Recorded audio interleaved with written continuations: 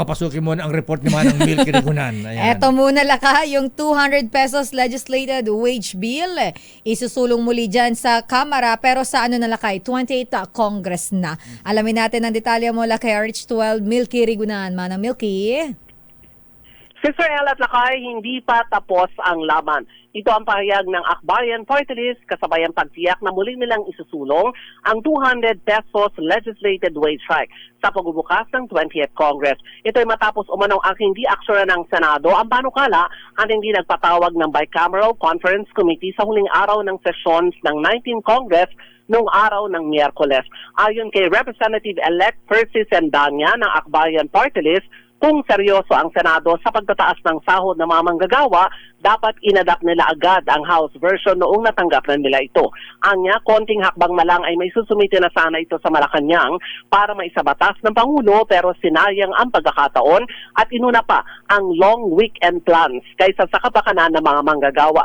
Sabi ng mga mambabatas, ayaw mahipag-usap ng Senado at gusto ay tanggapin na lamang ng Kamara ang kanilang bersyon na 100 pesos legislated wage hike sa mga minimum wage earners sa buong bansa.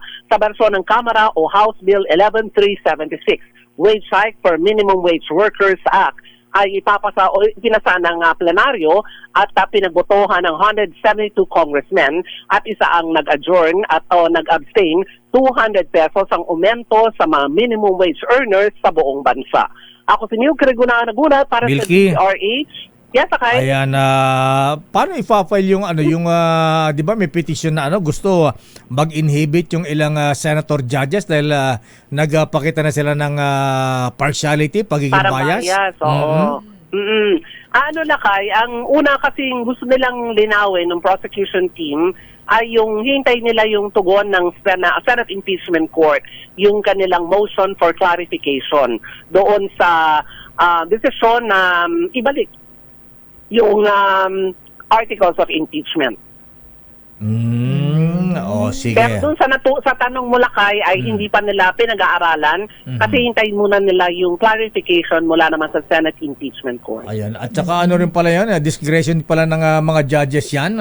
Sabi ni Attorney Garciano kanina ng PhilConsa, kahit na mag-petition ka ng petition to inhibit yung huwes, kung ayaw ng huwes, walang magagawa ang prosecution o defense na hihiling ng inhibition na isang huwes.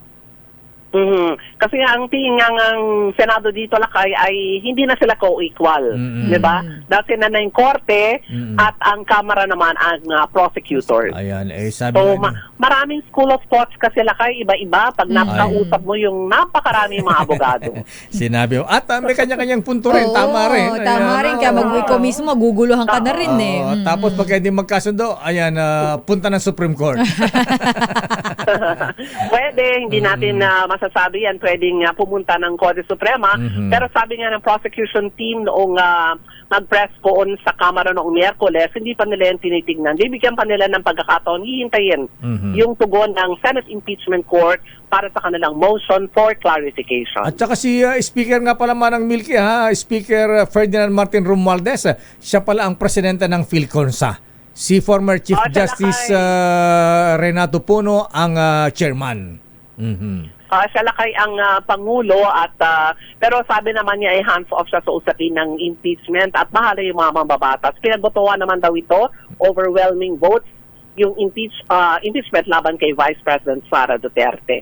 So ngayon ang bola nasa Senate Impeachment Court Lakay. Ayan. Okay nga Rod. Ayan.